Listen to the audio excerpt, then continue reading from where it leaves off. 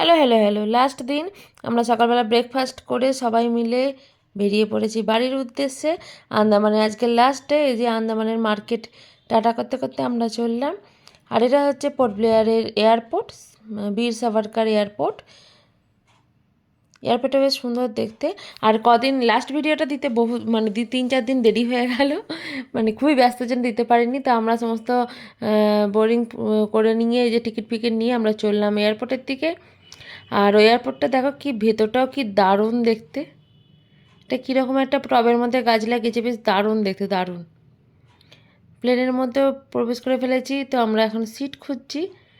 এই যে সিটও পাওয়া গেছে এখন। ধারের সিট তো অবশ্যই বুটুক নেবে।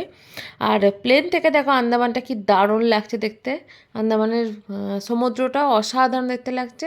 তো আমাদের লাঞ্চও এসে গেছে কিছুক্ষণ বাদে। লাঞ্চের মধ্যে ছিল রাজমা, একটু রাইস, আর এদিকে হচ্ছে পালং শাকের একটা তরকারি, সাথে এই যে বান বাটার, আর এটা একটা কেক। কেকটা খুব দারুণ খেতে, সঙ্গে ছিল কফি।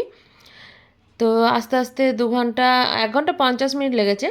তো এই যে কলকাতার দিকে চলে এসেছি, দেখতে পাচ্ছ ওখানে হচ্ছে সমুদ্র আর এখানে হচ্ছে বাড়ি ঘর, একদম কিলবিল কিলবিল করছে।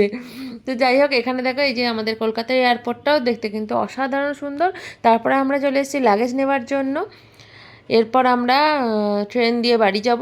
আগে গাড়িতে করে বাড়ি পৌঁছে গেছি অবশেষে।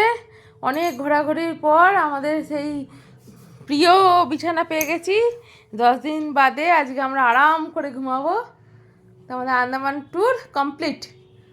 আন্দামানে ঘোরার পরে কিন্তু বাড়ির খাবারটা দারুণ মিস করেছি। তো আজকের মেনুতে হচ্ছে এই প্লেন ঘরোয়া খাবার। তো টাটা, বাই বাই।